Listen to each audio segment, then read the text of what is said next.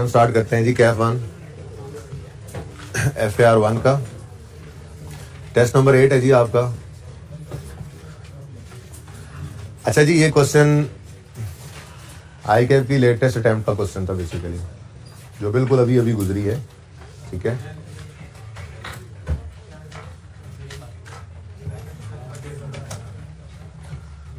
तो ज़रा टेस्ट हो जाता है ना इस तरह से कि बच्चा कैसा जा रहा है। आई कैफ ने जो टेस्ट किया, अगर 70% भी, हाल इसमें चीज़ें थी ऐसी जो डिस्कस नहीं की हुई थी, मैंने माना 2-4, मतलब ऐसे होता है ना कि अब करंट मेच्योरिटी और लॉन्ग टर्म लोन अलग अलग है। भाई आपको पता ही है कि लोन को ही तोड़कर लिखा जाता था, लॉन्ग टर्म लोन को ही, तो लेजर में आते हुए जस्ट उनको ऐड कर देना था। ठीक है, ऐसी कोई 1-2 बातें थी। लॉस आ गया था आपके सामने, डिस्काउंट आ गया था। अब इशुएंस ऑफ शेयर कैपिटल के अंदर डिस्काउंट पे इशू करना शेयर से सिखाए हुए हैं। ठीक है ना, तो बहरहाल ये 2-4 बातें थी इसके अंदर थोड़ी हटके, लेकिन स्टिल अगर ये 2-4 बातें निकाल भी दें तो भी मैक्सिमम चीज़ें सवाल के अंदर ऐसी थी जो हम कर सकते थे मैनेज। नंबर कितने सवाल के? 16 नंबर में से 10 नंबर से कम तो किसी के भी नहीं होने चाहिए, मैंने बता ही दिया था आपको। ठीक है जी। Prepare asset statement of cash flow for the year ended 30 June 2021, और ये हमारे पास स्टेटमेंट ऑफ फाइनेंशियल पोजीशन है 30 जून 21 की और 20 की। ठीक है जी, और ये सारा कुछ आ गया। ठीक है, यहाँ पे मैं लिख लेता हूँ ताकि सवाल दोबारा हमारा, इसी को थोड़ा सा कम कर लेते हैं यार।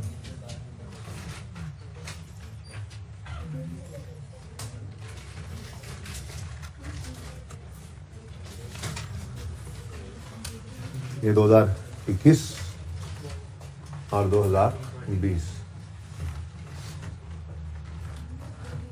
चले जी, अब क्या करना है भाई, सवाल शुरू कहाँ से करना है ये तो पता ही नहीं है हमें। हमें पता है भाई सवाल कहाँ शुरू करना है, और आपने भी फॉर्मेट बनाना है और मैंने भी फॉर्मेट बनाना है, और आपका वक्त शुरू होता है अब। आज रेसें लगी हुई हैं। आपने स्टेटमेंट ऑफ कैश फ्लो पूरा लिखना है फॉर द ईयर एंडेड, बता दें मुझे। चलो जी, रेसें लग गई, मेरे रेसें लग गई। कोई एब्रीविएशन आप नहीं यूज करना भाई, आपको थोड़ा सा डिसएडवांटेज है, लेकिन आपका एडवांटेज क्या है, आप सफे पे लिख रहे हैं, मैं बोर्ड पे लिख रहा हूँ। ठीक है, अच्छा जी, मैंने लिखा पीबीटी ही, क्योंकि मेरी आदत है, मैंने फॉर्मेट बनाते हो तो पीबीटी लिखना है। लॉस आ गया बाद में तो स्लैश डाल के लॉस लिख देंगे, कोई मसला नहीं। अच्छा, एडजस्टमेंट फॉर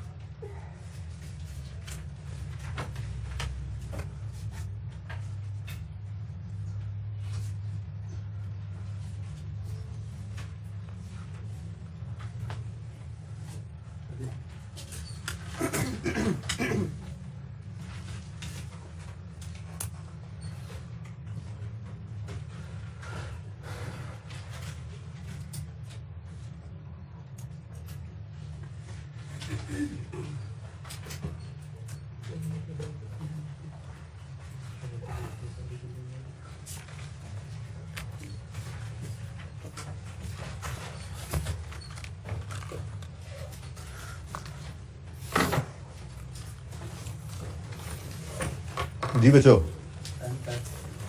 कितने बच्चे बना चुके इतना फॉर्मेट? सारे? अच्छा, सबसे स्लो मैं ही। अच्छा जी, आगे अब बैलेंस शीट से शुरू करते हैं और अपनी नॉर्मल कार्रवाई करते हैं रूटीन की। लेकिन एक बार सवाल तो 2 बार पढ़ने से पहले शुरू ही ना करना होता, तो एक बार एडजस्टमेंट्स को गो थ्रू कर लेते हैं ताकि थोड़ा सा आइडिया हो जाए, ठीक है, कि किसी एडजस्टमेंट ने इधर किसी आइटम को हिट तो नहीं करना, खास तौर पे वर्किंग कैपिटल वाले आइटम को, क्योंकि उसको हम यहीं से डायरेक्ट ले जाते हैं, ठीक है ना। तो पॉइंट 1 में कह रहे हैं जी एसएल डिक्लेयर्ड फाइनल डिविडेंड। अब आपको पता है डिविडेंड अगर है तो फिर इसने रिटेन्ड अर्निंग्स को हिट करना होता है। अगर कैश डिविडेंड है तो रिटेन्ड अर्निंग्स और डिविडेंड पेबल को हिट करेगा, और अगर बोनस डिविडेंड है तो रिटेन्ड अर्निंग्स और शेयर कैपिटल को हिट कर देगा। यानी ये तो इक्विटी को ही हिट करने वाली एडजस्टमेंट है। आगे बढ़ते हैं। 20 मिलियन शेयर्स वर इशूड, ये भी इक्विटी, बल्कि मैं यूं लिख लेता हूँ कि इक्विटी को हिट करेगी ये एडजस्टमेंट। इक्विटी के अंदर आपको पता है रिटेन्ड अर्निंग भी आ जाती हैं, शेयर कैपिटल भी आ जाता है, ठीक है ना, और ये भी इक्विटी को हिट करेगी एडजस्टमेंट। वर्किंग कैपिटल आइटम की तो अभी बात कोई नहीं आई। फिर थर्ड एडजस्टमेंट में वो कह रहा है इंश्योरेंस क्लेम रिलेट कर रहा है किसी प्लांट एंड मशीनरी से जो डिस्ट्रॉय हुआ था, पता नहीं पिछले साल में हुआ था, आपने इसका क्या किया, ठीक है, गेन लॉस निकाल के रिवर्स किया या क्या किया, देखते हैं। डेट भी तो लिखी हुई थी। एनीवेज एडजस्टमेंट 4 में इस साल का डिस्पोजल आ रहा है, तो ये दोनों फिक्स्ड एसेट से रिलेट कर रहे हैं एडजस्टमेंट, ठीक है, और ये पहली दोनों इक्विटी से रिलेट कर रही हैं। ऐसे ही लिख लेना, जरा गंद पोता ना डालें, दूर से ही नजर आ जाए ना इक्विटी। अच्छा जी, एडजस्टमेंट 5 जो है वो current portion of long term loan से रिलेट कर रही है, और उसमें वो कह रहे हैं कि एक्रूड इंटरेस्ट भी पड़ा हुआ है। तो ये current portion of long term loan है और ये लॉन्ग टर्म लोन है। तो एडजस्टमेंट नंबर 5 हम पढ़ेंगे जब हम इन पे पहुंचेंगे, ठीक है ना, ताकि हम इसका लेजर बना सकें। ठीक हो गया। अभी तक वर्किंग कैपिटल आइटम को किसी चीज ने हिट नहीं किया, और फिर आ ही गया वो दिन। Trade payables include an amount of 14 million payable against capital work in progress. बिल्कुल वैसी एडजस्टमेंट है जैसी एडजस्टमेंट कल वाले सवाल में नहीं, परसों वाले सवाल में मैं भूल गया था, एंड पे आके भूल गया था, ठीक है, तेजी के अंदर फिक्स एसेट था, वहां पे यहाँ कैपिटल वर्क इन प्रोग्रेस है। उधार पे एसेट खरीदा तो एंट्री होती है एसेट डेबिट पेएबल क्रेडिट, ठीक है ना। तो उधार पे कैपिटल वर्क इन प्रोग्रेस का कहो यार, बिल आ जाता था, याद करो, बोरिंग कॉस्ट के चैप्टर में हमने पढ़ा था, बिल आ गया, अभी पे नहीं किया तो हम एंट्री कर लेते थे CWIP डेबिट पेएबल क्रेडिट, याद है ना। तो ये वो एंट्री करनी है, लेकिन ये पेएबल फॉर CWIP है, ये हमारी ट्रेडिंग एक्टिविटी नहीं है कि क्रेडिटर्स के अंदर पड़ा हो, इसलिए इन मोहतरम ट्रेड पेएबल्स को हमने एडजस्ट करना होगा, फिर लेकर जाएंगे चेंजेस में। ये सारा सवाल है बस, ठीक है।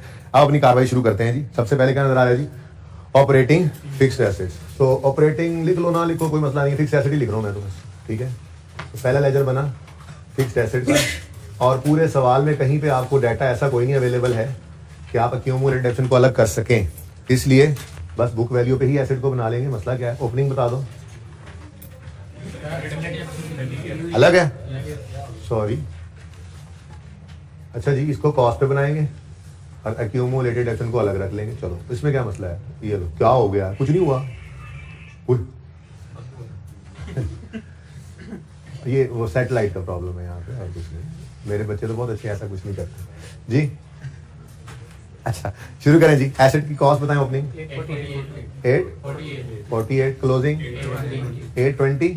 अच्छा, एक्यूमुलेटेड एक्शन का ओपनिंग 262, क्लोजिंग 300। नेक्स्ट क्या आ रहा है, capital work in progress ledger बनाए, लेजर का आइटम है नंबर 4 CWIP, वर्किंग है ना, CWIP भी लिख सकते हैं। कैपिटल वर्क इन प्रोग्रेस जी, ओपनिंग 0 है, क्लोजिंग 84 है।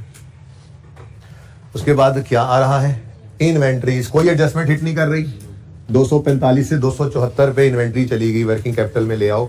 इन्वेंट्री बढ़ रही है, कम हो रही है, इन्वेंट्री का बढ़ना एसेट है ना, डेबिट, तो दूसरा इंपैक्ट कैश को कर दो क्रेडिट। हाँ भाई, 29 नेगेटिव नंबर मिल रहे हैं। सवाल आता है नहीं आता, नंबर मिल रहे हैं, तो इससे अच्छा कोई टॉपिक होगा। सारा सवाल ही नहीं आता, नंबर फिर भी मिल रहे हो, लेकिन ये सारा सवाल नहीं है, ऐसी बात नहीं है। इसमें मुझे उम्मीद है कि 70% सवाल तो सब बच्चों ने, जिन्होंने फाइट, कितने बच्चों ने आधा घंटा सही नीयत के साथ इसके ऊपर लगाए सवाल पे, सही नीयत के साथ, ये सब बच्चे पासिंग मार्क्स ले लेंगे इंशाल्लाह इस सवाल से। नेक्स्ट है जी, ट्रेड रिसीवेबल। कोई एडजस्टमेंट हिट नहीं कर रही, पहले ही पढ़ के, ये प्लानिंग होती है असल में, 2 दफा सवाल पढ़ने का फायदा ही होता है, वरना पता क्या होगा, सारा सवाल कर लोगे ट्रेड पेबल्स को इस तरह से करके, आखिरी एडजस्टमेंट पड़ा हुआ जी, ट्रेड पेबल्स एडजस्ट हो रहे हैं। भाई तुमने कैमरे के आगे बैठना, नीचे होके जाओ, चंगा नीचे हो गए क्या कोई?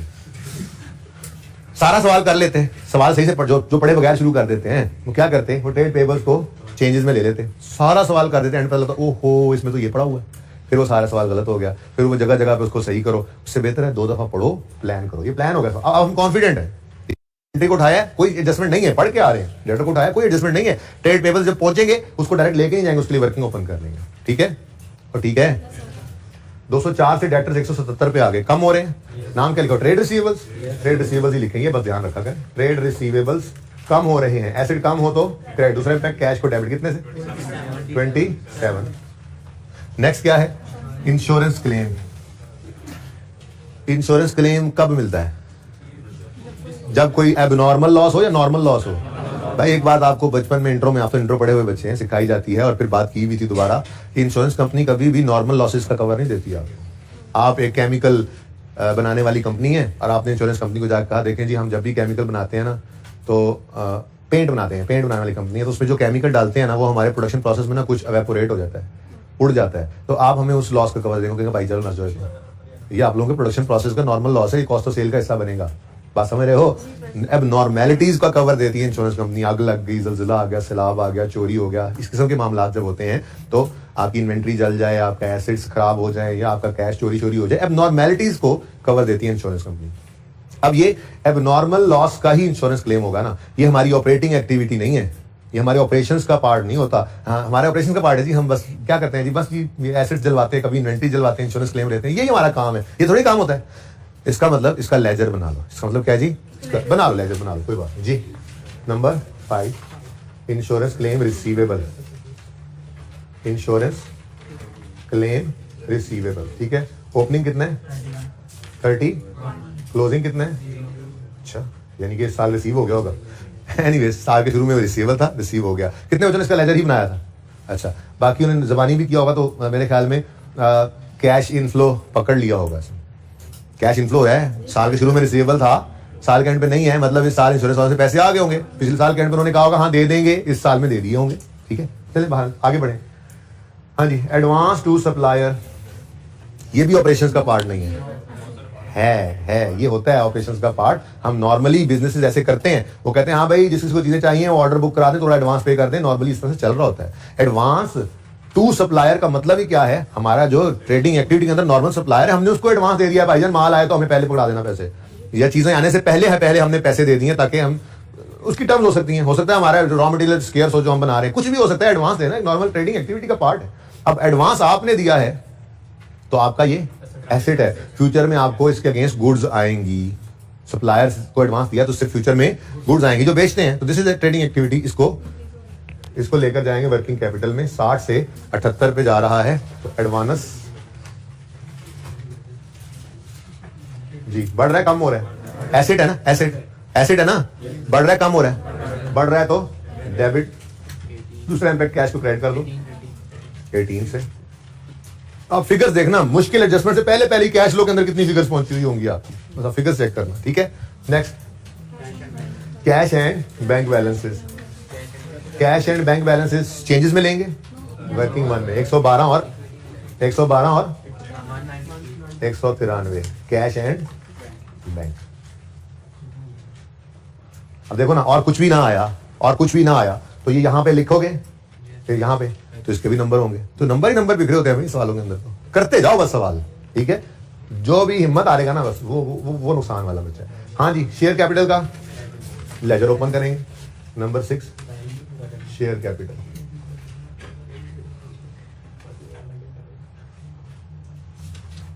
ओपनिंग बता दें 500, क्लोजिंग बता दें 700। नेक्स्ट जी, शेयर डिस्काउंट है, लेजर बना लें फिलहाल, फिर डिस्कस करते हैं इसको। इश्यूएंस ऑफ शेयर कैपिटल के अंदर डिस्काउंट पर शेयर इशू करना सिखाए हुए हैं, उसकी एंट्री होती थी कैश डेबिट, डिस्काउंट डेबिट, मैंने कहा था वो एक्सपेंस है, आज उसकी थोड़ी सी डिस्कशन और मजीद करके कंक्लूड कर देंगे, बात खत्म कर देंगे। ठीक है ना, जैसे आपको कहा था इश्यूएंस ऑफ इक्विटी की बात की हुई है ना क्लास में, इश्यूएंस कॉस्ट, इक्विटी को इशू करने की कुछ कॉस्ट होती हैं, बात की हुई है मैंने, मुझे याद है क्योंकि इंट्रो प्लस R1 वाले अभी यहाँ तक नहीं पहुंचे, इसलिए मैं धोखा नहीं दे सकते आप लोग। ठीक है ना, ये बात की हुई है मैंने क्लास में, अगर शेयर्स को इशू करने के ऊपर को कॉस्ट पड़े तो एंट्री होती है एक्सपेंस डेबिट कैश क्रेडिट, तो फिर अकाउंटेंट्स कहते हैं यार ये इक्विटी की कॉस्ट है ना, इक्विटी इशू करने की कॉस्ट है ना, तो इसको आप बजाय इसके प्रॉफिट एंड लॉस में एक्सपेंस बनाओ, इसको इक्विटी को ही चार्ज कर दो। तो हमने काट के रिटेन अर्निंग्स डेबिट करके कैश क्रेडिट की एंट्री की थी। नहीं याद आएगा तो इंशाल्लाह वो लेक्चर ओपन करोगे तो याद आ जाएगा, ठीक है। ऐसे ही ये भी इशुएंस ऑफ शेयर्स की वजह से ही हमें डिस्काउंट पड़ा है, तो ये भी इक्विटी में आ सकता है, कोई मसला नहीं। इसकी डिस्कशन मैं बाद में करता हूँ, फिलहाल तो लेजर बना हुआ है ना, बना दो लेजर, ठीक है। तो शेयर डिस्काउंट, जैसे शेयर प्रीमियम आता है भाई, शेयर प्रीमियम भी तो इक्विटी में आता है ना। चलो जी, ओपनिंग कोई नहीं था ना, इसी साल ही को गड़बड़ हुई है। क्लोजिंग 40 तो 40 का डिस्काउंट दिया, यानी कि 40 रुपीज कम पे, यानी अगर मिसाल के तौर पे 10 वाला शेयर है तो 6 रुपए में बेचा होगा, तो 4 डिस्काउंट में आ गया, जो भी हो। फिलहाल अभी तो आगे चलने दो। नेक्स्ट हमारा जी क्वेश्चन, हाँ तो अच्छा, हाँ दसिया नहीं मैंने नेगेटिव में, तो भाई नेगेटिव में सही। इधर देखो, कोई एडी बड़ी साइंस नहीं, इधर देखो, एसेट साइड पे नेगेटिव आया तो क्रेडिट था, अक्यूमुलेटेड ऑप्शन क्रेडिट साइड पे ओपन किया था, ठीक है ना। लायबिलिटीज इक्विटी साइड पे क्रेडिट चीजें चल रही होती हैं, कोई नेगेटिव आया तो फिर वो डेबिट है। जज़ाकल्लाह जी, टाइम दसता तुझे, ठीक है। नेक्स्ट जी, रिटेन अर्निंग्स। अब मैं खुद देख के जाऊंगा यहाँ से बैलेंस, ठीक है जी। रिटेन अर्निंग्स हमारा सबसे अजीज अज़जान अकाउंट। इस सवाल में भी ऐसे ही था, बड़े काम कर रही है जी, बोलो, इसी से तो सारा कुछ निकलना था। बड़ी बदतमीजी की हुई थी सवाल ने, लॉस बिफोर इंटरेस्ट दिया हुआ था। चलो खैर, हमें क्या, हम तो सवाल करते जाएंगे, इंशाल्लाह होता चला जाएगा। ओपनिंग बता दो 315, closing 220। Next long term loan, उसका करंट पोर्शन है, तो एडजस्टमेंट 5 को पढ़ के फारिग कर ही देते हैं फिर, ठीक है। करंट पोर्शन वाली एडजस्टमेंट ये ना लिखी हो, ये जो लिखी हुई आपके सामने, ये समझो फिलहाल समझो एडजस्टमेंट 5 नहीं है सवाल के अंदर, और सिर्फ सवाल के अंदर क्या आ गया, लॉन्ग टर्म लोन और current portion of long term loan. तो इसका ट्रीटमेंट क्या है पहले ये देख लेते हैं। नंबर 9, लेजर आपने बनाया लॉन्ग टर्म लोन का। अब देखो जरा प्लीज, सबकी तवज्जो इधर चाहिए भाई। लॉन्ग टर्म लोन और उसका करंट पोर्शन, ये basically total long term loan ही होता है ना, याद है आपको। ये तो सिर्फ हमने उस टोटल लायबिलिटी को, लॉन्ग टर्म लायबिलिटी को तोड़ के शो किया था, करंट और नॉन करंट में थी तो वो एक ही लायबिलिटी। भाई मैं कह रहा हूं फिलहाल अज्यूम करो एडजस्टमेंट 5 नहीं है सवाल में, ठीक है ना। तो ये एक ही लोन है ना जिसको तोड़ के लिखा हुआ है। तो जब इसका लेजर बनाने लगोगे तो 210 जमा 40, 210 जमा 40 कर दोगे। मैंने माना अभी 40 नहीं होना, 2 मिनट रुक जाओ, लेकिन 210 जमा 40 ठीक हो गया। ऐसे ही 175 जमा 43 क्लोजिंग में लिख लो, 175 जमा कितना 43, ठीक हो गया।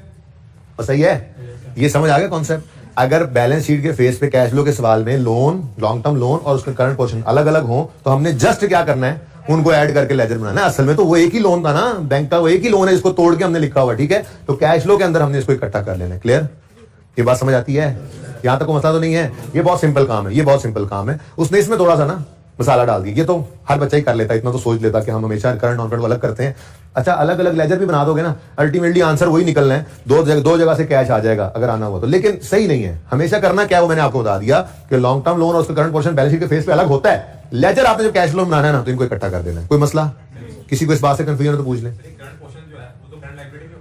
करंट लायबिलिटी में लॉन्ग टर्म का पोर्शन ही पड़ा है, वो एक लोन ही, नो डाउट, लेकिन है तो उसी बैंक का लोन। दरअसल तो एक ही लेजर एक ही बना होता है लोन का, ये याद रखना जिंदगी में। जब आपका मिसाल के तौर पे एडजस्टमेंट 5 नहीं है, इसका टोटल बताओ, इसका टोटल 218, ये आपके लोन का क्लोजिंग बैलेंस 218 ही था। फिर इस 218 को उसने पकड़ा होगा और उसने देखा होगा इसमें से कितना अगले 12 महीने में पे हो रहा है, उसको करंट लायबिलिटी में शो किया होगा और बाकी को नॉन करंट में पड़ा रहने दिया होगा। ये यहीं से निकलता है क्लोजिंग और फिर इसको तोड़ा जाता है, ठीक है, करंट में और नॉन करंट में। इसलिए ये कभी कंफ्यूज नहीं करना कि वो लायबिलिटी करंट हो गई, प्रेजेंटेशन करंट है, उसी लॉन्ग टर्म लोन का हिस्सा है। लॉन्ग टर्म लोन एक ही है, ठीक है, लेकिन अभी ये नहीं लिख सकते भाई, क्योंकि अभी थोड़ी सी एडजस्टमेंट भी है इसमें। यहां तक को मसला तो पूछें। तो कभी भी कैश फ्लो के सवाल में लॉन्ग टर्म लोन और उसका करंट पोर्शन अलग आएगा तो क्या करोगे, टैक्स किसने नहीं दिया, ये वाला सच्ची बता दो, या अल्लाह सच बोलने वालों को पास कर दे, या अल्लाह सच बोलने वालों को। शर्म आ रही है तुम लोगों को, शर्म आ रही है तुम लोगों को, जिगर तुम लोगों ने क्यों पढ़ना छोड़ दिया है? क्या FR1 भी एग्जाम हो जाएगी तुम्हारे ख्याल में? काम पड़ गया था तुम्हें, साथ गए थे इसके, ओके भाई, ये याद रहेगा, इसी बार कर लो पास, ठीक है, अगली बार फिर दोबारा पढ़ना पड़ेगा, ठीक है। अच्छा भाई, लॉन्ग टर्म, बार बार बोल रहा हूँ, लॉन्ग टर्म लोन उसका current portion balance sheet face पे अलग पड़ा होगा, बस अब सोचना छोड़ो, आप बस याद कर लो ये बात, लेजर इकट्ठा करके बना लेना, ठीक है। कोई कंफ्यूजन है तो पूछ लो। एडजस्टमेंट पढ़ूंगा अब। अच्छा, अब वो ये कहता है एडजस्टमेंट 5 में current portion of long term loan, यानी इसकी बात कर रहा है 43 और 40 की। क्या कहता है जी, current portion of long term loan किधर गया, इंक्लूड इंटरेस्ट पेएबल, अस्तगफिरुल्लाह, इंटरेस्ट पेएबल अलग लायबिलिटी है इधर भाई साहब, ये अलग होगा, इसको अगर शामिल कर दिया ना लॉन्ग टर्म लोन तो ये गलत है, ये गलत है, ठीक है ना। इसका मतलब क्या हुआ, वो कह रहा है कि जी इस 40 के अंदर जो current portion of long term loan है वो सारे का सारा 40 नहीं है, बल्कि इसके अंदर कुछ इंटरेस्ट पेएबल भी शामिल है। क्या कह रहा है, कहता है जी इस 43 में भी ऐसा ही है, ठीक है, कुछ current of long term loan है और कुछ इंटरेस्ट पेएबल। चलो अब इंटरेस्ट पेएबल लिख लेते हैं सुकून से। ट्रेड पे current portion long term loan include accrued interest of ₹5 million. जब ऐसे बात कर रहा होता है ना, तो जो सवाल चल रहा है ना वो 2021 के साल का चल रहा है, तो यूं वाली बात हमेशा 2021 के साल की होती है, और अगर 20 की को बात करें तो ऐसे आगे ब्रैकेट में लिखा होता है 20 के लिए ये 1 मिलियन था। क्या मतलब, 2021 के साल में जो 43 नजर आ रहा है इसके अंदर इंटरेस्ट पेएबल कितना पड़ा है, 5। तो अगर 43 में इंटरेस्ट पेएबल 5 है तो फिर 38 जो है वो असल में करंट पोर्शन था लॉन्ग टर्म लोन का, ठीक है। और इसी तरह से पिछले साल को कह रहा है 20 वाले में ₹1 इंटरेस्ट पेएबल है, तो फिर यहां पर 39 होगा, ठीक है ना। तो इसका मतलब ये हुआ कि हमें यहां पर +40 और +43 की बजाय +39 और +38 करना होगा, ठीक है। ये गलत हो गया, चले कोई नहीं, जिंदगी में अब गलत नहीं होगा कभी। ये 30 बल्कि ब्लू से ही लिख लेते हैं, 39 है और ये 38 है, ठीक है ना। क्लियर, समझ आ रही है। अब ये बाकी जो इंटरेस्ट पेएबल है इसका क्या करते हैं हम, इसका तो लेजर बनाते होते हैं भाई, इंटरेस्ट का लेजर बना लो।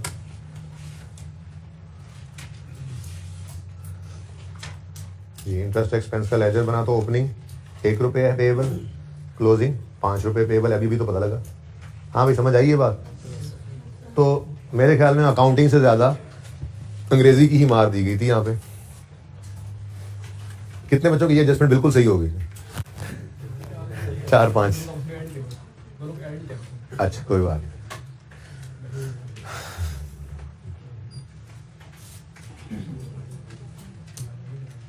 ठीक है जी, एडजस्टमेंट 5 टिक हो गई है और यहां से ये भी टिक हो गए, लॉन्ग टर्म लोन और करंट पोर्शन।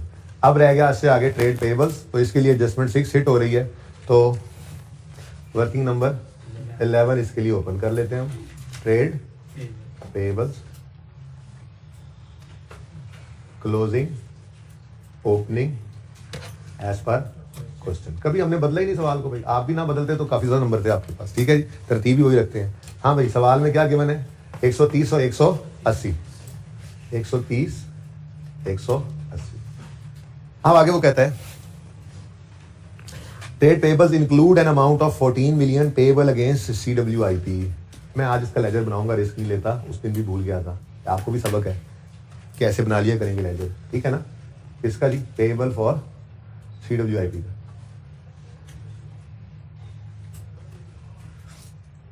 ये देखो भाई, एंट्री कराओ मुझे जरा, एंट्री कराओ। है कितना वैसे, है कितना, 14 रुपए जी, एंट्री करवाओ। CWIP debit, payable for CWIP credit. Opening में तो कुछ नहीं था, पेएबल इसी दफा ही आया, यहाँ पे हमने क्या लिख दिया जी CWIP, और यहाँ पे क्या लिख दिया पेएबल फॉर CWIP, ताकि ये कैश में ना शामिल हो जाए जैसे परसों हो गया था, ठीक है ना। और भाई ये क्लोजिंग अब 14 ही है, ठीक है ना। ये मैंने वैसे ही बनाया, ये उसने नहीं बनाया हुआ था, हमें फेस पे नजर नहीं आ रहा था, देखो ये मैंने खुद निकाला है बैलेंस, ये मैंने खुद बना दिया, वैसे ही जरूरत नहीं थी, ठीक है। लेकिन जरा आसानी होगी क्या, ओपनिंग पेएबल कोई नहीं था, क्लोजिंग में 14 पेएबल है, ये जिसने डायरेक्ट कर दिया वो भी ठीक है, ऐसे करके, ठीक है। तो 130 आ गया और यहाँ पे 166 आ गया, ठीक है जी। हमने लेस क्या कर दिया, पेएबल फॉर CWIP को, ठीक है, और सही है। अब 130 से 166 पर ट्रेड पेएबल्स बढ़ रहे हैं, बढ़ रहे हैं, कम हो रहे हैं, बढ़ रहे हैं। ट्रेड पेएबल्स एक लायबिलिटी है, ट्रेड पेबल्स। वर्किंग कौन सी वाली में एडजस्टमेंट जरा बता रहा हूँ मुझे, वर्किंग 11। अच्छा अभी देखो बढ़ रहे हैं कम हो रहे हैं, बढ़ना है तो लाइबिलिटी का बढ़ना, क्रेडिट, दूसरा इम्पैक्ट कैश टू डेबिट 36 से पॉजिटिव। कितने बच्चों की ये एडजस्टमेंट सही होगी? इतने ज्यादा की कमाल। इसके नंबर 2 होने चाहिए, अगर बाकियों के एक नंबर आ रहा हो ना, इसके नंबर 2, क्योंकि एडजस्टमेंट हो गया ये, ठीक है ना। एनीवेज फिर क्या रहेगा जी, एक्रूड एक्सपेंस सिंपल, 43 से 48 पे चले गए, वर्किंग कैपिटल में ले आओ। एक्रूड एक्सपेंस यानी एक्सपेंसेस पेएबल, लायबिलिटी है, ठीक है ना। एक्रूड एक्सपेंस पेएबल एक्सपेंस, हाँ जी, बढ़ रहे हैं कम हो रहे हैं, बढ़ रहे हैं कम हो रहे हैं, बढ़ रहे हैं। एक्सपेंस पेएबल है, पेएबल का बढ़ना, पेएबल का बढ़ना बेटा ये एक्रूड एक्सपेंस है, पेएबल का बढ़ना, क्रेडिट, दूसरा इम्पैक्ट कैश टू डेबिट 5 से positive. Balance sheet is over, check कर लो, काफी फिगर्स पहुंच चुकी हैं यहाँ पे, ठीक है। और इवन अभी इनकम स्टेटमेंट से 2-4 चीजें उठाकर यहाँ पे लिख दो, ठीक है। यहाँ पर जैसे ही लिखोगे 2-4 चीजें तो काफी सारी फिगर्स और भी निकल सकती हैं। सवाल तो अभी पूरा किया ही नहीं मैंने, ठीक है। एडजस्टमेंट 5 टिक हो गई है और 6 भी टिक हो गई है। अब इनकम स्टेटमेंट की तरफ आते हैं, और इनकम स्टेटमेंट में फरकारी क्या लगा दी उसने, लॉस बिफोर इंटरेस्ट दे दिया। भाई हमें लॉस बिफोर इंटरेस्ट नहीं चाहिए होता है, लॉस बिफोर टैक्स चाहिए होता है, ठीक है ना। मैं पहले प्रॉफिट के हिसाब से आपको समझाता हूँ।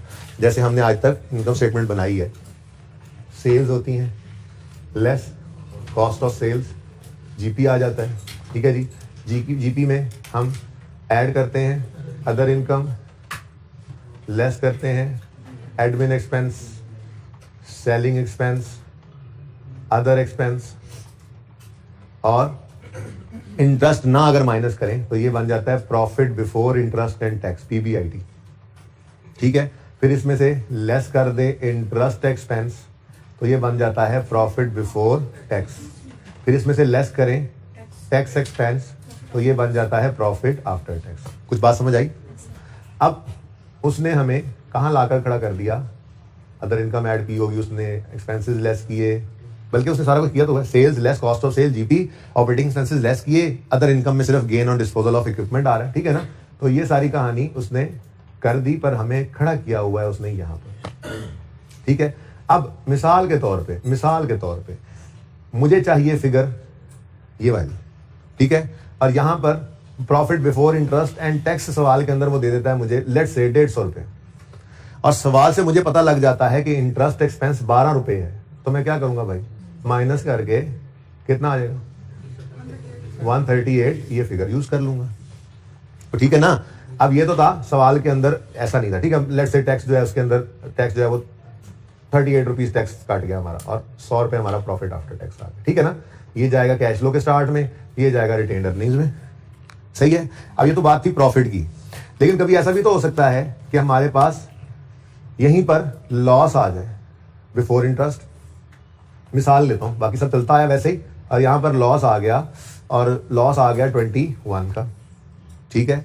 और मुझे चाहिए फिगर जिसमें से इंटरेस्ट भी माइनस हो चुका हो, तो मैं ये चमक तो नहीं पड़ रही यहाँ पे आमिर भाई, नजर आ रहा होगा, वरना बोल तो रहा हूँ बाहर, 21 का लॉस पड़ा है हमारे पास, लॉस, ठीक है। और मुझे ये लॉस नहीं चाहिए, मुझे इसमें से मजीद एक्सपेंस माइनस करके ये वाला चाहिए, बस टैक्स ना हो।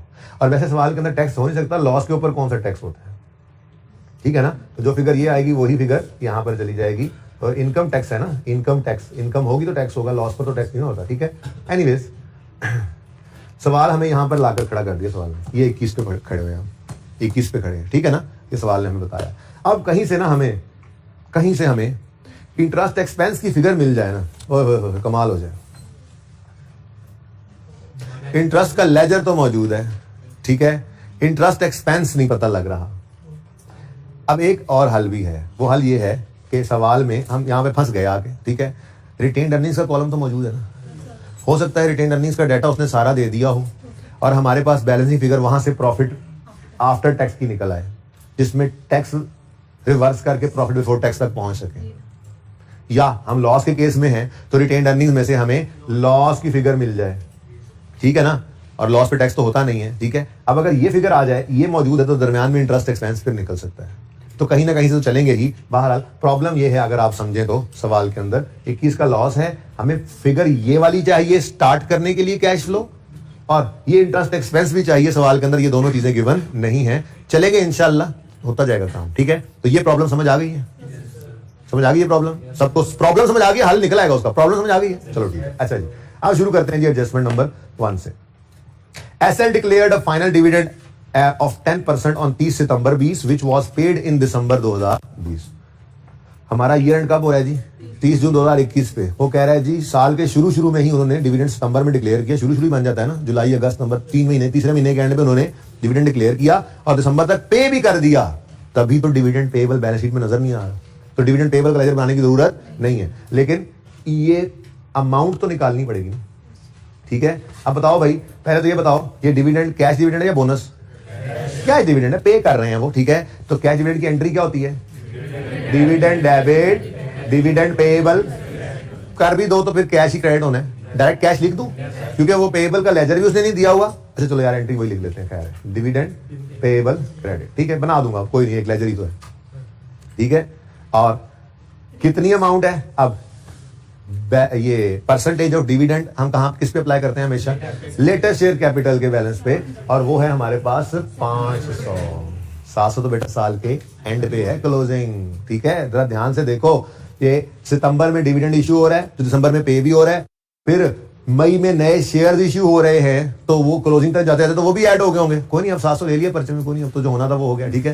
लेकिन अब गलत को सही तो साबित ना करें, सही है। तो ओपनिंग कैपिटल पर इंटरेस्ट, ये डिविडेंड की परसेंटेज लगनी थी भाई, समझ गए बात को? कितने बचे? 500 पे 10% लगाया था, वो काफी ज्यादा। कितनों ने 700 पे लगाया था? नहीं, अब वो कौन मानेगा, एक दो के अलावा कौन मानेगा, कौन मानता है जी? तो 500 इंटू 10%, 50 से डिविडेंड डेबिट, डिविडेंड पेएबल, और इसको कहां डेबिट करेंगे? रिटेन अर्निंग्स में, ठीक है। तो ये एंट्री करनी है, ये एंट्री यहां पे कर, एंट्री करने की जरूरत है, डायरेक्ट ही किया करो ये बात, ठीक है। ये काम डायरेक्ट ही किया करो, यहां पे आओ, ठीक है। और रिटेन अर्निंग से कॉलम में आकर लिखो डिविडेंड, लिख लो पेएबल, लिख लो पेएबल, कोई मसला नहीं, नहीं लिख लो पेएबल, कोई बात नहीं। अभी मैं लेजर बनाता हूं, वो पेएबल ही पेड है, ओपनिंग क्लोजिंग में कुछ है भी नहीं, ठीक है।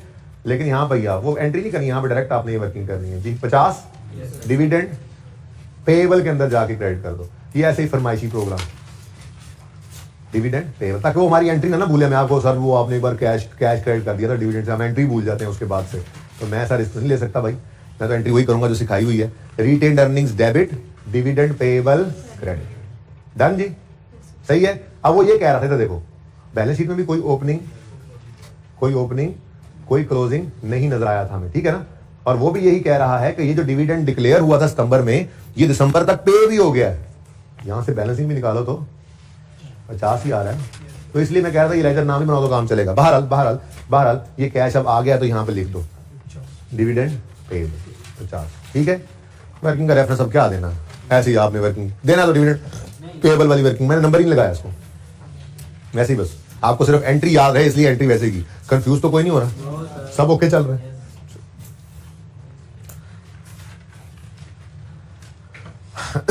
अच्छा जी, नेक्स्ट है जी एडजस्टमेंट नंबर 1 होगी जी क्लियर।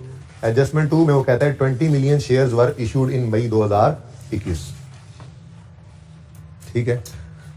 और ये पता लग गया हमें कि शेयर्स को डिस्काउंट पे इशू किया गया, ये पता लग गया हमें, ठीक है।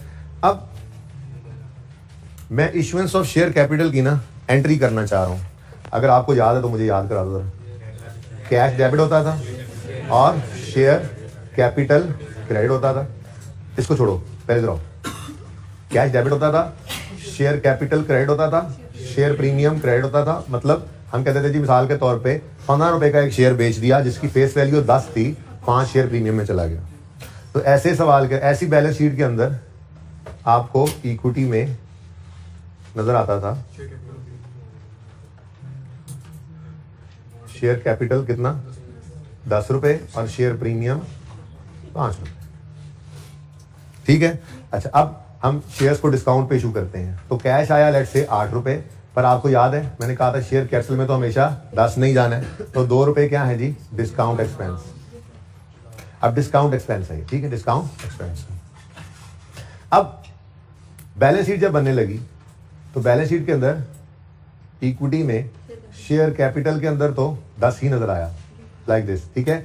लेकिन इस डिस्काउंट को प्रॉफिट एंड लॉस में एक्सपेंस आउट करने की बजाय अकाउंटेंट्स कहते हैं इक्विटी में ही शो करो ताकि पता लगे this is a weak company. जैसे इसका पता लग रहा है, इसको इनकम रिकॉर्ड नहीं किया था, इस इनकम तो नहीं कहा था ना इसको, हालांकि भाई 10 वाली चीज है, 15 रुपए मिले, 5 वादी मिले ना, पर इनकम नहीं कहा था। इससे बैलेंस शीट के अंदर स्ट्रेंथ शो की थी कंपनी की, तो इसको भी इक्विटी के अंदर ही लेकर आओ। बस क्या कर सकते हैं, हम इक्विटी के अंदर शो करना है तो 2 रुपए को नेगेटिव साइन से शो करना पड़ेगा, शेयर डिस्काउंट, शेयर प्रीमियम की वजह। ठीक है, तो ये एंट्री नजर में आ रही है। ठीक है, अगर शेयर्स को प्रीमियम पे इशू करें तो ये एंट्री होती थी, सिखाई हुई है, सिखाई हुई है बोलो। और अगर शेयर्स को डिस्काउंट पे इशू करें तो ये एंट्री होती है। तो छोटी सी बात ये कि इक्विटी के अंदर उसको प्रेजेंट कर दो, तो नजर भी आ रहा है उसने प्रेजेंट किया हुआ, तो कोई ऐसी बात नहीं है। अब मैं ये एंट्री पास करने चाह रहा हूं। ठीक है, कितने शेयर्स इशू किए हैं इसने बता दो, 20 मिलियन। अब ये मुझे पता लग गया कि 20 मिलियन शेयर्स जो हैं वो इशू हुए हैं, और शेयर कैपिटल के अंदर 10 रुपए से ऊपर एक भी नहीं आएगा। इस पे मुत्तफिक हो मेरे साथ? 20 मिलियन शेयर्स हैं, ठीक है, इंटू ₹10, इससे ऊपर कहानी नहीं हो सकती। क्यों? फेस वैल्यू 10 रुपए है, और शेयर कैपिटल में तो फेस वैल्यू आती है, चाहे प्रीमियम पे इशू करो चाहे डिस्काउंट पे इशू करो, शेयर कैपिटल अकाउंट में क्या क्या होना है, 10 रुपए की फेस वैल्यू। बोलो 200। अब ये 200 तो हो गया, ठीक है, लेकिन ये 200 शेयर कैपिटल के अकाउंट में पड़ रहा है। ठीक है, अब कैश कितना आया ये देखने के लिए पहले ये बताओ कि डिस्काउंट कितना है। 40 का तो डिस्काउंट है यार, चलो यहां कर दो, यहां 40 रुपए का शेयर डिस्काउंट नाम दे दिया हमने इसको, शेयर डिस्काउंट। ठीक है जी, अब ये शेयर डिस्काउंट अगर 40 है तो फिर कैश कितना आया होगा। बस ये एक छोटी सी इसके अंदर ना फनकारी थी, यानी कि मैं कह सकता हूं कि ये एक अच्छी एडजस्टमेंट थी जो परेशान करने वाली थी, वरना तो अभी तक जो कुछ हमने पढ़ा परेशान किसी चीज ने भी नहीं किया। ठीक है, और ना अभी आगे किसी चीज ने करना है परेशान। अंग्रेजी में मारना खा गए हो कि पिछले साल के अंदर हुआ डिस्पोजल अकाउंट बना के गेन लॉस रिवर्स करते फिरते हो, अगर ऐसा कुछ किया हो तो वो अलग बात है, वो तो फिर आपने चबल मारी है। ठीक है ना, वरना ये अगली दोनों एडजस्टमेंट बिल्कुल ऐसे होने वाली। तो वाहिद एडजस्टमेंट ये थी। तो हर सवाल के अंदर बरकत के लिए ऐसी एडजस्टमेंट होती है, लेकिन इससे क्या निकलना है भाई। देखो सवाल पूरा हो गया था, यहां से सिर्फ इन्वेस्टिंग फाइनेंसिंग एक्टिविटी वाला कैश निकलना है। किसी ने 200 लिख लिया होना, किसी ने 160 लिखा होना, कोई नहीं, एक आधे नंबर का ही फर्क है, बाकी सारा सवाल तो वही पड़ा है। और सही है ना, इसलिए परेशानी ना। बाहर ये एंट्री पोस्ट करवाओ मुझे, कैश डेबिट 160 से, यानी कैश इनफ्लो कितना हुआ है 160 से, ठीक है ना। और शेयर डिस्काउंट डेबिट कितने से 40 से, और शेयर कैपिटल क्रेडिट कितने से। अब इधर देखो, यहां पे 200 लिखने की बजाय ना इस तरह लिखो तो ज्यादा बेहतर है, कैश शेयर डिस्काउंट। ये आपने एंट्री पास कर ली, ठीक है। ये क्या हुआ जी, कैश आया है फाइनेंसिंग एक्टिविटी में, fresh capital invested, working number नहीं, इसको रेफर कर दो, मैं तो कहता हूं वर्किंग नंबर 13, ये ज्यादा बेहतर है जी। कितना 160 का इनफ्लो। ये देखो कैश डेबिट दिखा दिया ना, इनफ्लो कैश का लेजर ही ना बना रहे, तो कैश के अंदर वाला डेबिट यहां पर शो होगा, ठीक है। उसके बाद डिस्काउंट शेयर वाला डेबिट, ठीक है, और शेयर कैपिटल पूरे 200 से क्रेडिट, लेकिन तोड़ के लिख दिया ताकि डबल एंट्री नजर आए, ठीक है। किसी ने यहां पे 200 भी लिख दिया तो कोई बात नहीं, ऐसे 160 लेना सी बस, ठीक हो गया। यहां पे क्या लिख दिया, शेयर कैपिटल, ठीक है जी। ये बैलेंस हो गया, ये अभी रहता है, क्लियर। इसको जरा हजम करें आमिर भाई, ये ना यहां से करके लगाएं, यहां तक लगा हुआ। आपको मैं 2 मिनट देता हूं, 1 मिनट देता हूं, इसको देखें, सोचें, हजम करें, नोट करें, और फिर अगली 2 आखिरी आसान एडजस्टमेंट्स। तो मुश्किल सवाल नहीं था वैसे, इस एक एडजस्टमेंट को छोड़ के। और ये एक भी कितने बच्चों की सही हो गई थी ये बताओ यार, कमाल है। वैसे 10-12 बच्चों की ये एडजस्टमेंट भी सही हो गई है। वैसे आई वाज़न्ट एक्सपेक्टिंग दिस, मैं ये एक्सपेक्ट कर रहा था कि ये तो सारे नहीं गलत होनी है। तो ये 8-10 बच्चों की ये एडजस्टमेंट सही होगी, तो बाकी सवाल तो सबका ही सही होना है ना। तो इसीलिए कहा था 10 नंबर से कम किसी के नंबर हुए ना इस टेस्ट में, तो उसकी खैर नहीं है।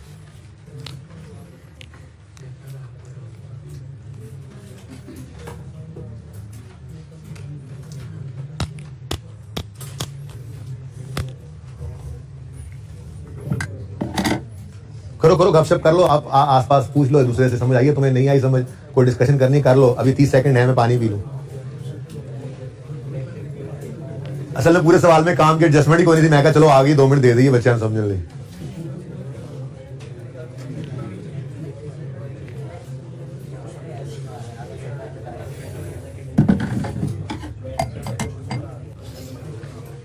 ठीक है जी, डन। अभी उधर गया हूं मैं, अभी इसकी बात करो। आगे नहीं चलना, मैंने इस एडजस्टमेंट को सोचने का तो ₹2 हैं। ओके भाई, एडजस्टमेंट 2 तक को मसला नहीं, एडजस्टमेंट 3 पे आओ। Insurance claim was related to plant and machinery destroyed in April 20, वो तो 30 जून 2020 से पुरानी बात है, पिछले साल की बात है। तो इसका डिस्पोजल अकाउंट किस किसने बनाया? क्योंकि उसने बड़ी फनकारी लगाई, साथ ही बताया the plant had a cost and book value of 63 and 42 respectively, और डिस्ट्रॉय हो गया। बच्चों ने फटाफट लेजर बनाया, उससे गेन लॉस निकाला, उसको रिवर्स। कितने बच्चों ने इस एडजस्टमेंट 3 वाले लॉस को रिवर्स किया था? वो हाथ खड़ा करें। कमाल, माशाल्लाह, मेरे चीते बच्चे जी, ये सब मेरे चीते बच्चे हैं। 5-6 ऐसे हैं, बाकी 5-6 ने बताया नहीं है, वो टेस्ट में निकल आएंगे। ठीक है, ओके। ये भाई पिछले साल में डिस्पोज हो गया था, उस वक्त एंट्री हुई होगी ना, इंश्योरेंस क्लेम रिसीवेबल डेबिट और प्रॉफिट एंड लॉस डेबिट और प्लांट क्रेडिट। अब वो जो इंश्योरेंस क्लेम रिसीवेबल डेबिट हुआ था ना पिछले साल में वो पैसे आए नहीं थे, इसीलिए पिछले साल की बैलेंस शीट के अंदर ये रिसीवेबल नजर आ रहा था। हमारी बात यहां पर सिर्फ इतनी सी थी करने वाली कि इस साल में ये 31 रिसीव हो गया है, पिछले साल में इसलिए तो रिसीवेबल रिकॉर्ड करके कैश इनफ्लो में नहीं लिया होगा उन्होंने, तो अब वो उसको कैश इनफ्लो में लेंगे। तो आप सिर्फ इसको बैलेंस भी करते ना, जस्ट बैलेंस भी करते तो ये कैश इनफ्लो आपको नजर आता, कैश डेबिट रिसीवेबल क्रेडिट। तो इन्वेस्टिंग एक्टिविटी में लिख दो यहां पर cash received from for insurance claim. ठीक है ना, ये डायरेक्ट भी कर सकते थे, वर्किंग की तो जरूरत ही नहीं थी। बहरहाल चलो अब वर्किंग बना लिया, तो वर्किंग नंबर सिर्फ आपको समझाने के लिए बनाई थी, वरना डायरेक्ट ही कर लेते आप। 31 इनफ्लो है। ठीक है, कितने बच्चों ने 31 का इनफ्लो लिया था? अब ये क्यों कम हो गए? वर्किंग कैपिटल लिया था। ओह नो, लो जी, एडजस्टमेंट 3 इज ओवर। बस एडजस्टमेंट 3 का और कुछ नहीं करना था, सिर्फ एडजस्टमेंट 3 में ना ये डेट पढ़नी थी। ध्यान की बात ये, बाकी तो एडजस्टमेंट 3 को पढ़ने की जरूरत ही नहीं थी। एक रिसीवेबल था, रिसीव हो गया। ठीक है, हाँ, बच्चों ने वर्किंग कैपिटल आइटम ने लिखा, वो मैंने स्टार्ट में बता दिया कि मुनासिब नहीं था, हमारा ये ऑपरेशंस का पार्ट नहीं होता कि चीज़ों साड़ी जाओ तो इंश्योरेंस क्लेम ले जाओ। ठीक है ना, इसलिए इसको अलग ही रखा। ओके, सदमे में आ गए हो? अच्छा जी, तो सर इतना आसान सवाल था। अच्छा, कुछ तो इस सदमे से निकल पा रहे, इतना आसान सवाल था, पर्चे में क्यों मुश्किल लगा? पर्चे देने की आदत हो तो ना, टेस्ट सारे दो सीरियसली तो ना, होमवर्क के अंदर बैठ के टाइमर लगा के सवाल करो तो ना। घर पे तो आप लोग करते हो 15 नंबर का सवाल पौने घंटे में, अब टेस्ट में वो 15 नंबर का सवाल जब आधे घंटे में करना पड़ता है तो फिर पहले 15-20 मिनट तो समझ नहीं आती करना क्या है। तो भाई ऐसे नहीं काम चलेगा, अभी भी वक्त है। अच्छा जी, आज ही सुधर जाओ, हो जाओगे पास इंशाल्लाह। लो भाई, एडजस्टमेंट 4 इतनी जबरदस्त आसान एडजस्टमेंट है जी।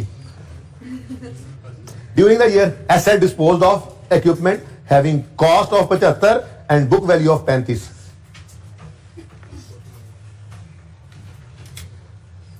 कैश नहीं दिया, कोई गल नहीं, कोई गल नहीं, जब लेजर बनाओ। डिस्पोजल, बस फिक्स एसेट ही लिख दो, हमारे पास अकाउंट फिक्स एसेट का। ठीक है, हाँ भाई, जो फिक्स एसेट बिका है उसकी कॉस्ट कितनी है? 75, और उसकी बुक वैल्यू कितनी है? 35।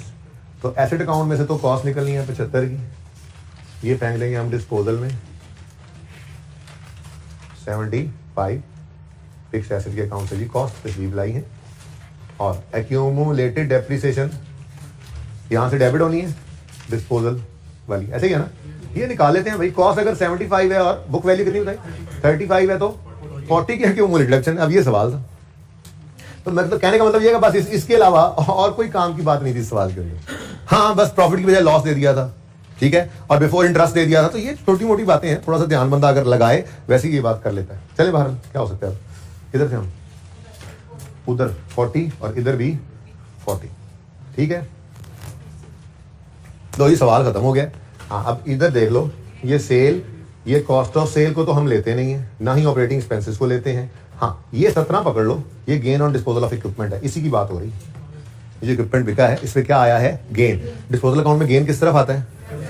सोच भी लिया करो, डिस्पोजल अकाउंट अगर क्रेडिट हो रहा हो तो प्रॉफिट एंड लॉस डेबिट होता है, तो लॉस होता है, और डिस्पोजल अकाउंट डेबिट हो रहा हो, प्रॉफिट एंड लॉस क्रेडिट हो रहा हो, तो ये क्या होता है? गेन। तो गेन कितना है? 17। तो कैश की फिगर बैलेंसिंग कितनी आ गई जी? 52। ये कैश इनफ्लो और ये गेन रिवर्सल। कितने बच्चों ने ये सही निकाल लिया था? ये तो सबने निकाल लिया ना सही, ठीक है, इसके नंबर मिल जाएंगे आपको। हाँ जी, प्रॉफिट की फिगर तक आते आते गेन क्या हो चुका है? ऐड हो चुका है बेटा, लेस कर देंगे gain on disposal of equipment. Working का रेफरेंस देना सवाल में गिवन था, कितना? 17 माइनस। ठीक हो गया? ठीक है, तुम्हें क्यों सदमा हुआ है? कितनी फिगर इसमें सही है? 1 2 3 4 5 6 7 8 में से तुम्हारी कितनी फिगर सही है? उसको छोड़ कर बताओ कितनी फिगर सही है? वर्किंग ठीक। अच्छा जी, ये 17 का गेन रिवर्स हो गया। अब यहां पे क्या लोगे? Cash receive from disposal of equipment. जी वर्किंग नंबर 14 कितना है? 52। इनफ्लो ये वर्किंग 14 लिखा है मैंने, ठीक है जी, सही है। बस सवाल खत्म है, अब सवाल को साइड पे रखो। अब बस यही है हमारी कुल दुनिया, सवाल यहीं से पूरा करना है। तो शुरू करते हैं अल्लाह का नाम लेके, ठीक है, क्योंकि और कोई डाटा तो नहीं रह गया, और कोई चीज प्लेस करने वाली कोई नहीं रहेगी सवाल में। अब शुरू करो भाई। फिक्स एसेट के अकाउंट में बैलेंसिंग फिगर किस तरफ आ रही है? कितनी? 47। तो फिर ये क्या होगा? एडिशन ही होगा जी। तो addition in fixed asset, working number 2 से 47 है। अब चूंकि ये एडिशन है, कैश आउटफ्लो 47 नेगेटिव, ठीक है जी। ये लेजर हो गया खत्म। इधर इसको खत्म करो। बैलेंस में किस तरफ आ रही है? कितनी? डेप्रिसिएशन एक्सपेंस ही होगा फिर 78। डेप्रिसिएशन एक्सपेंस कहाँ जाएगा? कितने बच्चों का ये 78 आ गया था? ये 78, ये डेप्रिसिएशन आधा नहीं, एक होगा शायद, देख लूंगा मैं, मार्किंग स्कीम लगाऊंगा।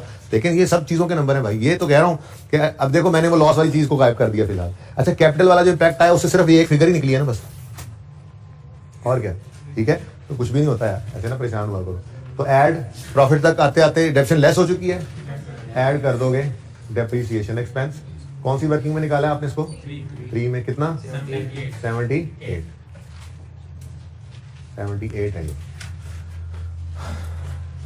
Capital work in progress balance करो, किस तरह बैलेंसिंग फिगर आ रही है? तो फिर ये क्या होगा? एडिशन इन CWIP होगा भाई, कितना? 70। Addition in capital work in progress, working number 470 minus cash outflow. ये हो गया पहले ही जी।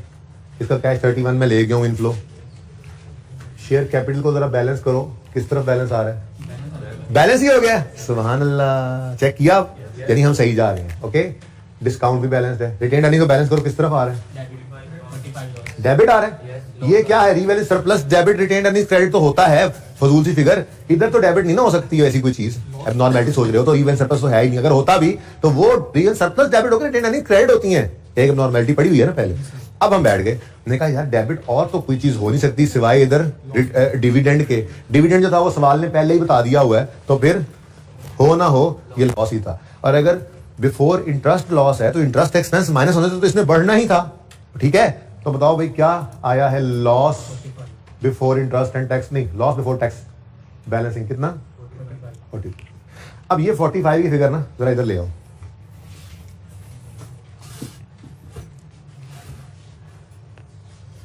एक मिनट, क्या ठहर जाना। लॉस आफ्टर टैक्स भी 45 है, टैक्स तो होता ही नहीं है ना। तो फिर मैंने वैसे जरा फॉर्मेट ना छेड़ा पूरा, तो ये 45 ही है। अब मुझे बताओ, अगर इंटरेस्ट से पहले लॉस 21 था, इंटरेस्ट के बाद 45 हो गया है, तो इसका मतलब इंटरेस्ट एक्सपेंस बैलेंसिंग कितना है? 24। ये तो हमें पता नहीं लगा था। ये कितने बच्चों ने सही कर लिया था? अच्छा कोई बात नहीं, इधर कुछ और गड़बड़ करके थे। बहरहाल इसको मैं यहीं पे देखो, ये ऊपर सारा कुछ नहीं करना था, ठीक है ना। आपने ये वर्किंग नंबर कौन सा बन रहा है वहां पे? 14 हो गया, इसको 15 कह दो। तो 15 में जस्ट क्या करना था? आपने सिर्फ लिखना था लॉस। कहां से आया ये लॉस? वर्किंग नंबर, वो रिटेन अर्निंग वर्किंग बताओ, बोलो 8। वर्किंग 8 से लिखना था आपने, ठीक है ना।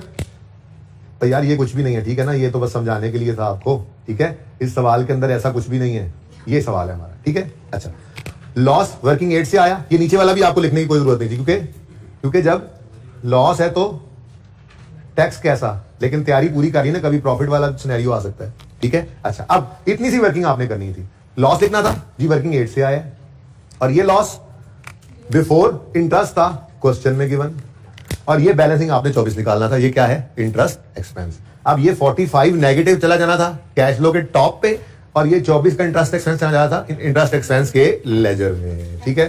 तो प्रॉफिट बिफोर टैक्स की बजाय आज क्या है जी हमारे पास, लॉस बिफोर टैक्स है। लॉस पूरा लिख लो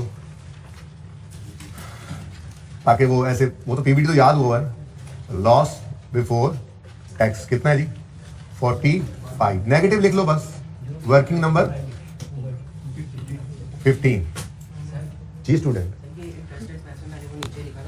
आपने जो किया वो जरा सबर करो 1 मिनट, फिलहाल ये देख लो करना क्या है, ठीक है। 45 से लॉस बिफोर टैक्स लिख दिया हमने। अब यहां पर कितने गया ये भाई साहब, इसके अंदर आपको पता है कैश भी आता है और इंटरेस्ट एक्सपेंस भी आता है, लेकिन आज हमें दोनों ही उसने गायब कर दिए हुए थे हमारे सवाल में। तो ये इंटरेस्ट एक्सपेंस भी हमारे पास वर्किंग 15 से निकल आया जनाब। वर्किंग 15 में कितना एक्सपेंस निकला है, 24, तो यहां पे लिख दो। अच्छा यार सॉरी, एक बात थोड़ा रेफरेंस गलत दे दिया मैंने, ये जो लॉस बिफोर टैक्स आया है ना, ये हमारा वर्किंग 8 से आया,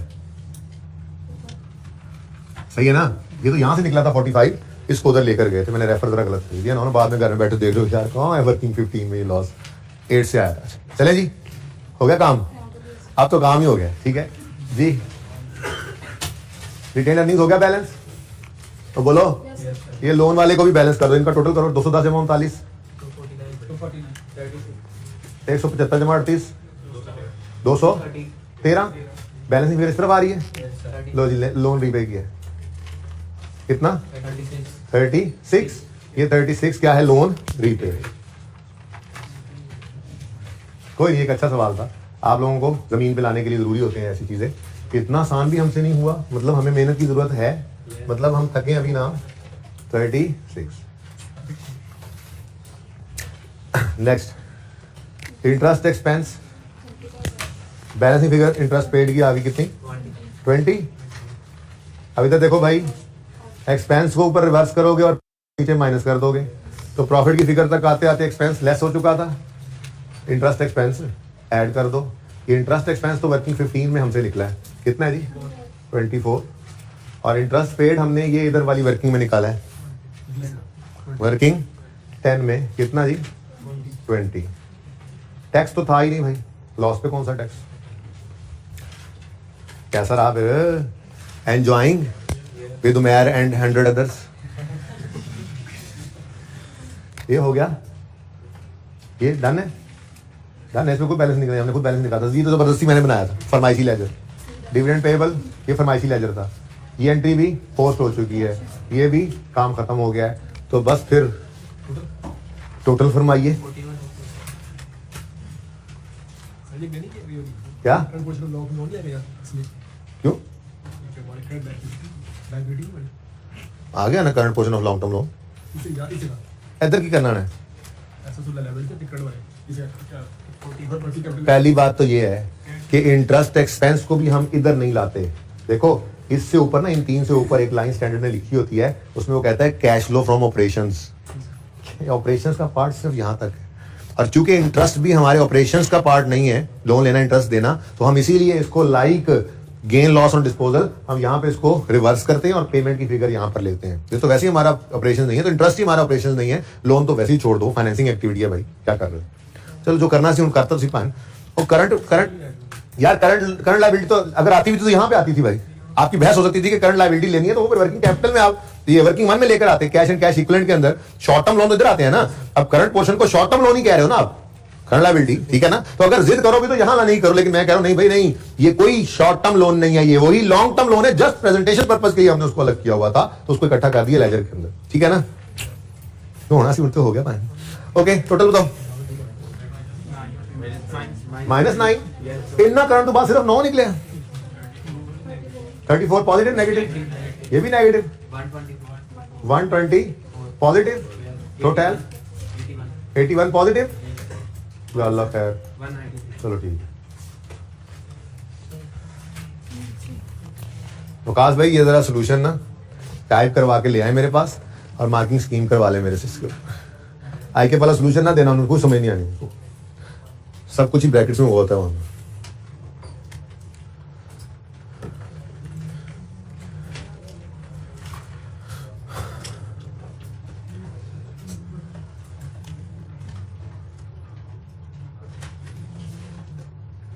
कैसा लगा सवाल?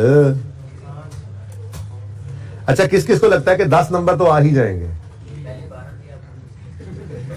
यार देखो, एक मिनट बात सुनो मेरी। मैंने पूछा किस किस को लगता है कम से कम 10 नंबर तो आ ही जाएंगे? इसमें 10 से ऊपर वाले भी शामिल हैं, हाथ खड़ा करें। सिर्फ 5 7 10 को लग रहा है। कितने बच्चों को लगता है चलो पास हो जाएंगे, 8 तो आ ही जाएंगे? इसमें 10 वाले भी शामिल हैं। या 20 बच्चों को लग रहा है हम पास होंगे, 10 12 15 को। चलो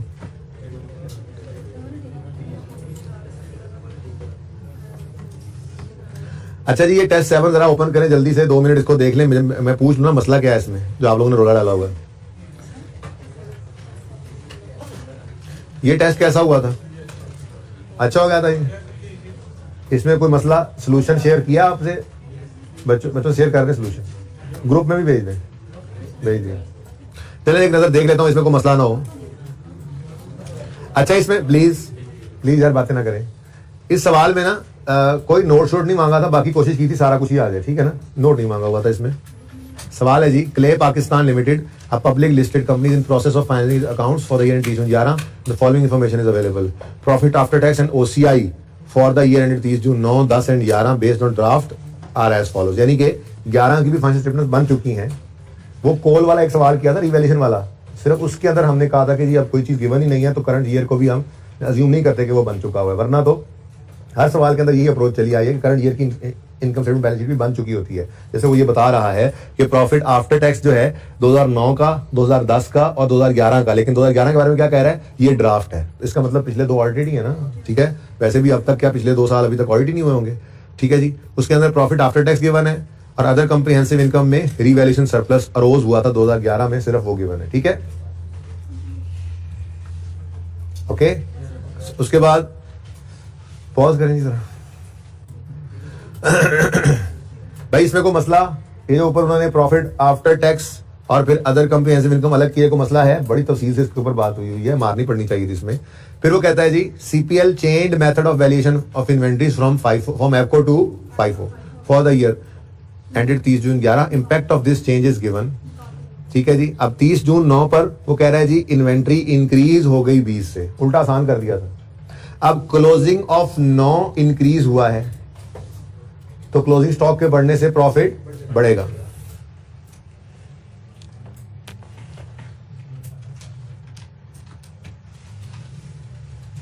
साल कौन कौन से थे? 11, 10 और 9, पंजाबी वाली 9।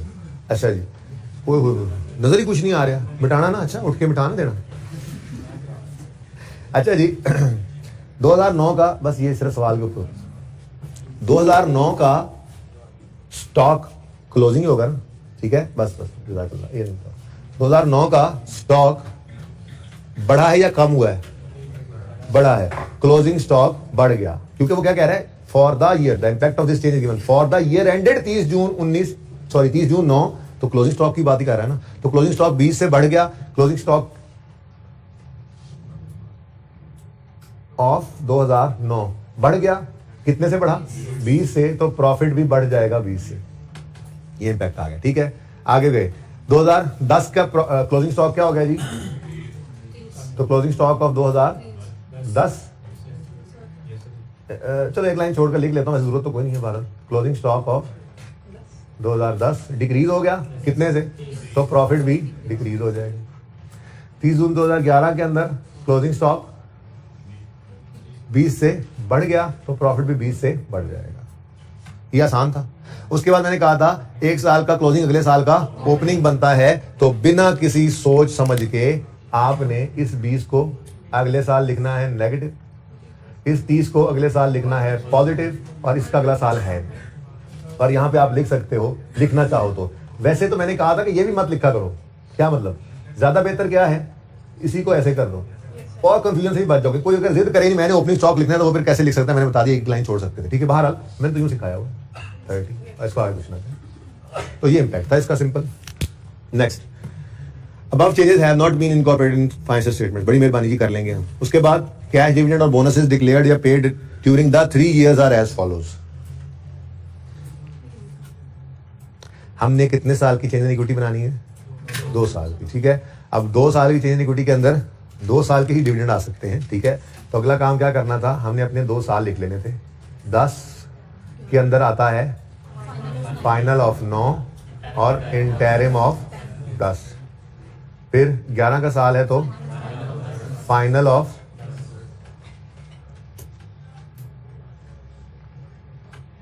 फाइनल ऑफ 10 और इंटरिम ऑफ 11। 1 2 3 4, ठीक है।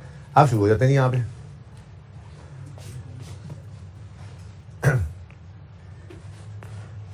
Final of 9, interim of 10, final of 10, interim of 11, ये 4 ही डिविडेंड में हमने ढूंढना है, ठीक है। कैश बोनस को बाद में देखेंगे। Interim of 9,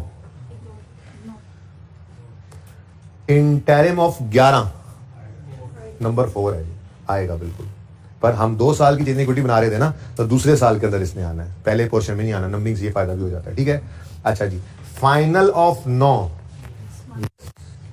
final of 10, yes number 3 है, ठीक है। फाइनल ऑफ 11, ठीक है। बोनस पे अलग से सोच लो अब। इंटरिम, फाइनल ऑफ 10 नंबर 2, तो ये नंबर 2 हो गया। कोई और 2 भी था? ये नंबर नहीं, अभी तक तो वो 3 का नहीं, अभी तक तो ये 2 ही है ना, ठीक है। Interim of 10।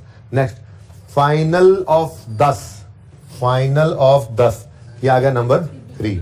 तो फिर इसको ए कर लो, इसको बी कर लो, ठीक है। एक ही दिन होगा ना, एक ही दिन, कुछ बोनस और कुछ कैश। तो मैंने आपको वैसे ही कहा हुआ है, पहले आप क्या किया करो, कैश लिख लिया करो ताकि कंफ्यूजन ही ना हो, ठीक है। तो ये डिविडेंड्स जस्ट पोस्ट करने थे, मेरे ख्याल में कोई मसला तो नहीं है। कहता है जी final dividends are declared at the end of August, ठीक है ना। जुलाई हो गया, दूसरे महीने में हो जाते हैं डिक्लेयर। अच्छा, CPL follows a policy of transferring 30% of its profit after tax to general reserves, general reserve में भी फेंकते हैं, ठीक है, ओके। और share capital reserve at 30 June 9 and 10 were given below. हमें तो ये मैं मिटा दूं, आगे जा रहे हैं ना। हमें तो अगर जहन के अंदर हम लेकर आए अपना प्रैक्टिस क्वेश्चन 1, तो 2011 में खड़े हैं, तो 2009 की रिटेन्ड अर्निंग्स हमें चाहिए होती थी, बस ऐसे ही है ना।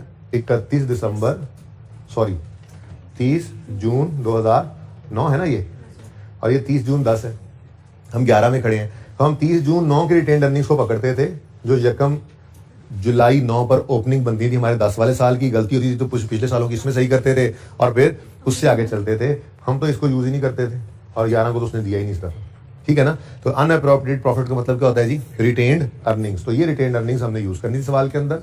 उसके बाद जनरल रिजर्व्स हैं, रिवैल्यूएशन सरप्लस है, और share capital. Transfer from revaluation surplus to retained earnings amounted to 1769 million and ₹1483 million in 10 and 11। 9 के अंदर क्योंकि कॉलम ही नहीं बन रहा ना, ठीक है, तो 9 तक जो बैलेंस आया पड़ा है उसमें ट्रांसफर हो चुका होगा, ठीक है। अब 10 की ट्रांसफर और 11 की ट्रांसफर भी उसने बता दी, लेकिन 11 के अंदर एक अरोज भी ऊपर आप देखकर आए यहाँ कहीं, ठीक है, वो भी आपने प्रेजेंट करना था, ठीक है ना। तो बड़ा ही कॉम्प्रिहेंसिव क्वेश्चन था। राइट इशू वर मेड और क्या हुआ जी, 1 शेयर फॉर एवरी 4 शेयर्स। 15 जुलाई 10 को किया, 13 रुपए पर शेयर पे। कितने बच्चों ने टेस्ट अटेम्प्ट किया था वैसे भूल गए होंगे, मैं थोड़ा सा मुझे आप बोर लगे हैं, इसलिए आप लोग ना इस सवाल को आज दोबारा करेंगे, ठीक है। तो इस सवाल को दोबारा करेंगे और कोई मसाइल निकाल कर लाएंगे ना, क्योंकि अब मुझे लग रहा था कि सारा सवाल कराना पड़ा, मैं सारा सवाल दोबारा करा दूंगा, नो इशू। सोल्यूशन आसान है या मुश्किल है, आसान है या मुश्किल है, एक बार मेरी रिक्वेस्ट पे, क्योंकि अब IAS 8 की तरफ भी थोड़ा थोड़ा हमने मूव करना है। अभी बंद ना करो किताबें, मैं IAS 8 ओपन कर रहा हूँ, ठीक है। तो होमवर्क सुन लो। अच्छा वो सुनो, लियाकत इंडस्ट्री वाला सवाल सही हो गया था, उसमें मसला तो नहीं है अब, ठीक है। आप ये टेस्ट नंबर 9 वाला सवाल दोबारा करने की जरूरत भी नहीं है, मेरे ख्याल से कर लेना है एक बार, ठीक है। लेकिन मैंने अभी ये कहा कि टेस्ट 8 का क्वेश्चन जो है ना, कौन सा नाम क्या था इसका, क्ले, ठीक है जी। Test 7 question number 1 Clay Pakistan Limited, ठीक है जी। एक तो ये लाजमी कर लेना है। दूसरा टैक्सला वाला सवाल हो गया था, उसमें कोई क्वेश्चन ही नहीं पूछ रहे आप लोग, है ही नहीं। यानी कि इस ये सतरंगी वाले सवाल, नाम बदला सिर्फ मैंने, ठीक है ना, सतरंगी वाले सवाल मोस्ट रिसेंट अटेम्प्ट से पिछली अटेम्प्ट जो टेस्ट हुई है वो टेक्सला वाली हुई है, और इन दोनों सवालों को आपने देख ही लिया। वो तो बहुत ही आसान था, इसमें उसने अपनी तरफ से कोशिश की थोड़ी सी फनकारी लगाने की, तो थोड़ा सा अगर नर्व्स को काबू रख के चलते तो कोई ऐसी मुश्किल बात नहीं थी जो आपको, मैंने कहा सिर्फ एक ही एडजस्टमेंट थी जो शायद आपको परेशान कर सकती थी, और वो डिस्काउंट वाली थी। उसके अलावा तो सब चीजें बस तेज प्रैक्टिस ना होने की वजह से मिस हुई हैं आपसे। तेज प्रैक्टिस नहीं करते, टाइमर लगा के काम नहीं करते, ठीक है। तो ये तो हो गया, एक आधा होमवर्क और ले लें। मैंने आपको कितने बच्चों ने बुक्स ले ली हुई हैं? अच्छा, ऑनलाइन वाले बच्चों को भी मैंने पोर्टल पे फिलहाल चैप्टर कैश फ्लो का ट्रांसफर अपलोड कर दिया, और आपको भी कहा था टीए के भेज दिया था इनको, ठीक है ना, जब तक के बाकी बच्चे भी नहीं ले लेते। लेकिन ये 2-4 दिन में कोशिश करके सब बच्चे अवेलेबल कर लीजिएगा इसको, ताकि नेक्स्ट टॉपिक से फिर ये मसला ना रहे, ठीक है। तो अगर पास पेपर को एक नजर देख लो, मैं नहीं करा रहा, ये सेट कल करेंगे, देख लेते हैं, ठीक है। तो पास पेपर 4 हमने किया था, जुनेद जंजुआ, टिक करते जाएं। अमीन इंडस्ट्रीज कर लिया है, ठीक है जी। अब रेहान ब्रदर्स जो है ना जी, ये लियाकत इंडस्ट्रीज वाले सवाल का बच्चा है, लेकिन अगेन इसके अंदर ना थोड़ा सा मसला क्या है, डाटा इनकम्प्लीट है, ठीक है। यानी कि आधे बजे, चलो इसको छोड़ो, आज इसको छोड़ो, ये फिर किसी को देता हूँ आपको। आप ना मुझे सवाल क्या कौन सा करके दोगे आज? आप देखें, हम ये 8 कर चुके हैं, एवी एंटरप्राइज कर लिया मैंने, ठीक है। 9 देख रहे हैं, गैलेक्सी ब्रदर्स। इस सवाल की खूबसूरती ये है कि इसमें ट्रायल से कैश फ्लो बनानी थी, और ये वाहिद सवाल है जिसमें ट्रायल से कैश फ्लो बनानी थी। तो हो सकता है इस बार दूसरी बार, जैसे काम पहली बार होता है, फिर दूसरी बार वो कुछ अरसे बाद होता है, तो 2014 के अंदर ट्रायल से उसने कैश फ्लो बनवाई थी, उसके बाद कभी नहीं बनवाई, तो हो सकता है ना आपसे भी बनवा ले। तो प्रैक्टिस तो होनी चाहिए सवाल की। तो ये क्वेश्चन नंबर 9 है, पास पेपर नंबर 9 गैलेक्सी। ये छोटा सा सवाल है, एक तो ये आपने कर लेना है। आगे पास पेपर में कोई सवाल नहीं दे रहा। XYZ कर लिया हमने, क्वालिटी एंटरप्राइज 11 कर लिया हमने, 12 लियाकत इंडस्ट्रीज कर लिया हमने, 13 नादर लिमिटेड कर लिया हमने, 14 ड्रम लिमिटेड कर लिया हमने, 15 अभी नहीं करना, वो मेथड दूसरा है, 16 आप कर सकते हैं लेकिन अभी रहने दें, और टेक्सला भी आप कर चुके हैं, ठीक है। तो मेरे ख्याल में काफी सेफ हैं आप अभी अल्हम्दुलिल्लाह, लेकिन अभी भी कैश फ्लो की जान छोड़ नहीं रहे हम। कल इंशाल्लाह मैं डायरेक्ट मेथड से कैश फ्लो सिखाऊंगा, और अभी 4-5 दिन ये टॉपिक चलेगा, इसके साथ IAS 8 भी चलेगा। तो अभी नेक्स्ट वीक में भी हम शायद नया टॉपिक शुरू ना कर पाए, शायद कर भी लें, ठीक है ना, लेकिन इनको पक्का कर लें। हालांकि हम काफी पक्के हो चुके हैं, ठीक है, लेकिन फिर थोड़ा सा और पक्का करेंगे, ठीक है। आप थोड़ा सा होमवर्क और ले लो, एक सवाल और। चुप। हाँ, तो कल स्पोर्ट्स से पहले जरा प्रैक्टिस ऐसे सवाल लिखो कैसे। अच्छा चलो, बात सुनो।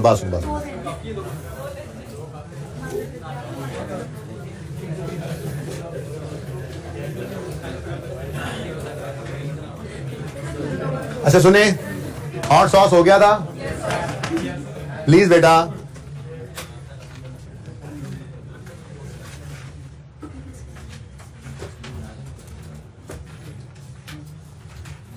हाँ जी, मर्दान वाला सवाल दूं या सिंध वाला सवाल दूं या तरबेला वाला सवाल दूं? चलो आज KPK से शुरू करते हैं, पहले KPK, फिर उसके बाद तरबेला आएगा, फिर उसके बाद लाहौर से होते हुए मर्दान सिंध वाली साइड चलेंगे, ठीक है। तो आपने क्या करना है जी, आपने आज सवाल कर लेना है question number 8, Mardan software limited, question bank number 8 Mardan software, ठीक है जी। अल्लाह हाफिज।